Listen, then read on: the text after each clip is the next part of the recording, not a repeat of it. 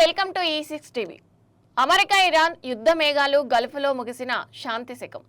పశ్చిమాసియాలో మరోసారి యుద్ధ మేఘాలు కమ్ముకున్నాయి. అమెరికా ఇరాన్ మధ్య చాలా కాలంగా కొనసాగుతున్న ఉద్రిక్తతలు మరోసారి ప్రపంచాన్ని ఆందోళనకు గురిచేస్తున్నాయి. గల్ఫ్ ప్రాంతంలో వరుస సైనిక పరిణామాలు చోటు చేసుకోవడంతో ప్రపంచ దేశాల దృష్టి ఇప్పుడు మధ్యప్రాచ్యంపై కేంద్రీకృతమైంది.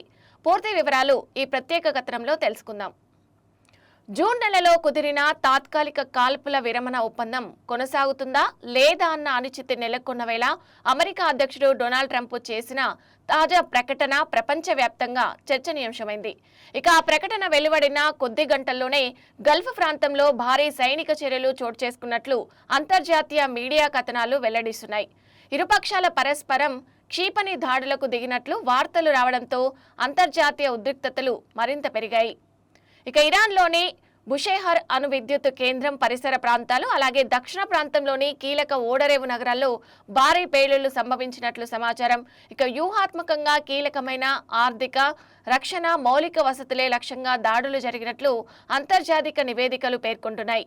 ఇక ఈ పరిణామాలతో ఇరాన్లో అప్రమత్తత పరిస్థితులు నెలకొన్నాయి. ఇక ఇదిలా ఉండగా అమెరికా అధ్యక్షుడు డొనాల్డ్ ట్రంప్ ఇజ్రాయెల్ ప్రధాని బెంజమిన్ నేతాన్యాహుతో ఫోన్లో మాట్లాడినట్లు సమాచారం. ప్రాంతీయ భద్రతా పరిస్థితులపై ఇరువురు నేతలు కూడా చర్చించినట్లు తెలిసింది. అమెరికా చర్యలకు ఇజ్రాయెల్ మద్దతు ప్రకటించినట్లు అంతర్జాతీయ మీడియా పేర్కొంటుంది. ఇక మరోవైపు ఇరాన్కు సంబంధించిన పలు భద్రతా అంశాలపై కూడా భిన్న కథనాలు వెలువడ్డాయి. అయితే వీటిపై స్వతంత్ర అధికారిక ధృవీకరణ ఇంకా వెలువడలేదు. గల్ఫ్ ప్రాంతంలో ఉద్రిక్తతలు కొనసాగుతుండటంతో ప్రపంచ మార్కెట్లు ముఖ్యంగా చమురు సరఫరాపై ప్రభావం పడే అవకాశాలపై ఆందోళనలు వ్యక్తమవుతున్నాయి. ఈ సంక్షోభం మరింత తీవ్రతరమవుతుందా లేక దౌత్యపరమైన చర్చలతో శాంతి నెలకొంటుందా అన్నది రానున్న రోజుల్లో తేలనుంది. ఇక ఈ పరిణామాలపై E6 టీవీ ఎప్పటికప్పుడు మీకు తాజా సమాచారాన్ని అందిస్తూనే ఉంటుంది.